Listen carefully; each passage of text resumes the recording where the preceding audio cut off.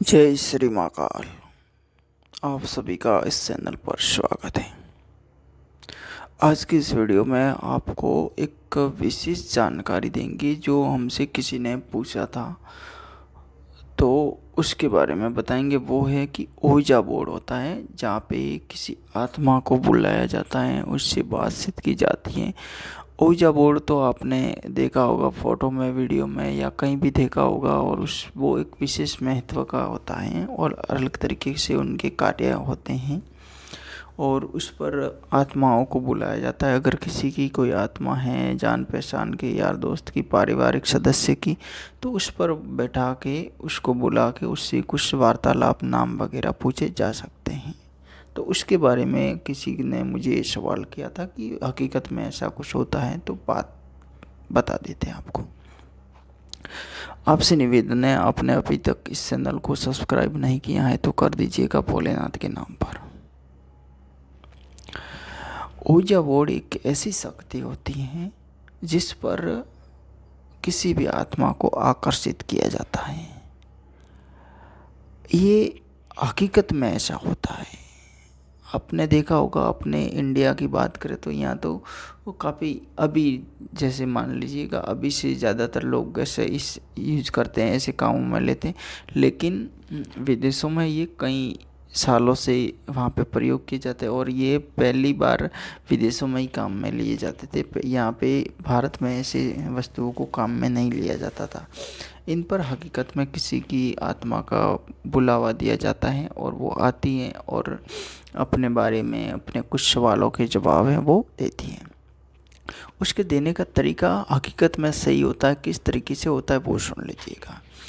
जब भी किसी आत्मा को बुलाते हैं, एक बार आप प्रैक्टिकली नोट कर लीजिएगा, कभी भी नोट कर लीजिएगा, खुद करके भी नोट कर लीजिएगा। मैं आपको विशेष बात बता रहा हूँ।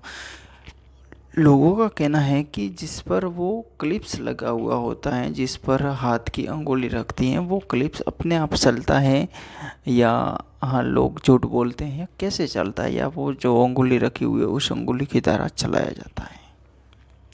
तो इसमें आप इस बात को ही विशेष समझिएगा कि जिससे किसी को बुलाते हैं, अगर उस पर अंगुली किसी भी एक इंसान में, जैसे मान लीजिए आपने 4 इंसान हैं और 4 इंसानों ने उस पर हाथ दिया है, या एक ने दिया या 2 ने दिया है, अगर वो इंसान उस आत्मा से रिलेटेड में है या उसके पास में ऐसी कोई शक्ति नहीं है जो को आत्मा को दबा सके या किसी की रूह को दबा सके, तो वो क्या होती है, जो कोई भी रूह होती है, जो कोई भी आत्मा होती है, वो उसके हाथ के जरिए, यानी उसकी बॉडी के जरिए वो क्लिप्स ऊपर घुमाता है। ठीक है। और अगर आप इसको महसूस करते करेंगे कि वो क्लिप्स अपने आप चल रहा है, आपको ऐसा महसूस नहीं होगा कि आपने आपके हाथ को किसी ने पकड़ा है, लेकिन उसका आपसे बॉडी से रिलेटेड होगा पावर, तभी वो फिरेगा। नहीं फिरेगा तो फिर उसमें क्या होगा कि आप उसको एक बार अंगुली वहाँ से हटा के देखिए, जब आप वहाँ से हाथ छोड़ेंगे तो वो रुक जाएगा, वो नहीं चलेगा।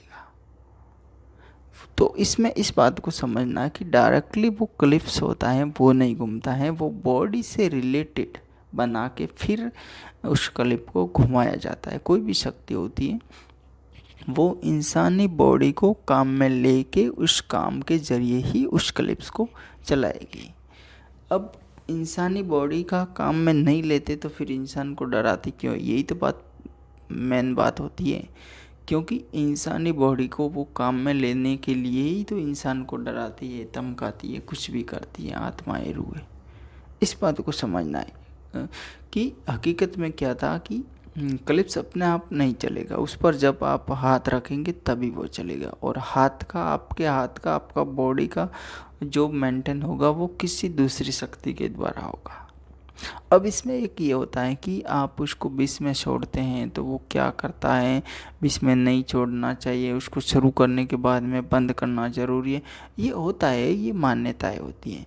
लेकिन अगर आप कुछ अलग तरीके के, कुछ पावरफुल हैं, कुछ आपकी कोई इष्ट शक्तियाँ हैं या कुछ आपके पास में है, तो आप उसको बीच में छोड़ सकते हैं। लेकिन जब भी आप ध्यान रखें कि बीच में छोड़ने के बाद में आपको उस जगह पर नहीं रहना है, वहाँ से तुरंत ही निकलना पड़ेगा। अगर मान लीजिए आप ऐसी उलझन में फंस गए कि वो आपको छोड़ रही नहीं है, मनाही कर रहे हैं, मना कर रहे, जो कोई भी रूह है नहीं छोड़ रही, नहीं बाय नहीं बोल रही हैं, तो फिर आपको परेशान होके छोड़ना पड़ेगा उसको।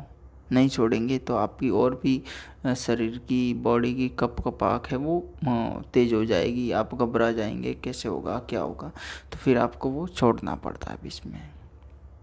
छोड़ने के बाद आप वहाँ से तुरंत निकल जाइएगा। अब वो कुछ समय तक कोई भी रूह होगी तो वो आपके सवालों उसके सवालों के आप जवाब नहीं दिए तो वो आपका पीछा करेगी, ये बात परफेक्ट है।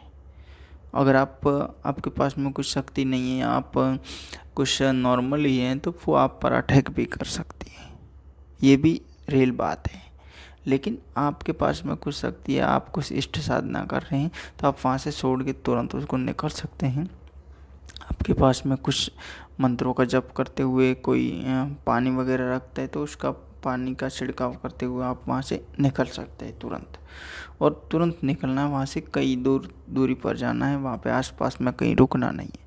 तो वो फिर वहाँ कुछ समय तक आपका पीछा करेगी, हो सकता है किलोमीटर 2 किलोमीटर 5 किलोमीटर तक, फिर वो रिटर्न हो जाएगी, बस उससे ज़्यादा फिर वो कुछ नहीं करेगी।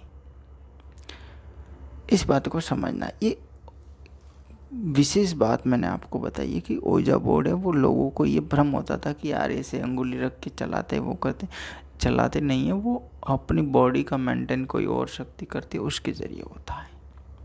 मान लीजिए आप एक और क्वेश्चन इसमें है कि मान लीजिए आपने 4 लोगों ने उस पर हाथ रखा है, तो कोई 2 लोग ऐसे हैं जिनमें बहुत ज़्यादा पावर है, वो साधक है या बड़े, तो उस पर वो आत्मा टचिंग नहीं कर सकती है, इस बात को समझ लीजिए।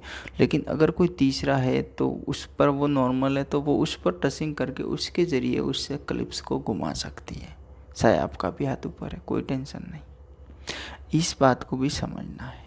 अगर ज़्यादा ही कोई पावरफुल है तो वो आत्मा आपसे कनेक्ट नहीं होगी, ये भी परफेक्ट है। ज़्यादा ही कोई पावरफुल है तो वो कोई भी रूह है वो आपसे कनेक्ट नहीं होगी, वो आपको इस पर कोई भी जवाब नहीं देगी। आप समझ गए होंगे कि उस बोर्ड का कैसे प्रयोग करना है। आप किसी को भी किसी आत्मा को वगैरह किसी का भी प्रयोग कर सकते हैं। रात्रि में 12 बजे के बाद में कीजिएगा और बेहतर तरीके से कीजिएगा, जहाँ पे आसपास में कोई ना हो, कोई टेबल लेके उस पर रख के आसपास में 2 इंसान है तो भी कर सकते हैं, 1 इंसान है तो भी उसका प्रयोग कर सकता है। लेकिन उसमें ये होता है कि घबराहट हो जाती है किसी इंसान की। अगर नॉर्मल इंसान है तो एक अचानक जैसे ही वो क्लिप चलना शुरू हो जाएगा या कमरे में बैठे हैं वहाँ के आसपास की वस्तुएं वो हिलना डुलना शुरू हो जाती है, फिर उससे क्या होता है उसमें घबराहट हो जाती है और नॉर्मल होता है। हो सकता है कि वो अचानक आपके आगे भी दिखाई दे तो फिर मुश्किल हो जाता है। इसलिए आप अकेले या 1-2 इंसान कम काम में ले ही नहीं, बिल्कुल ना ले।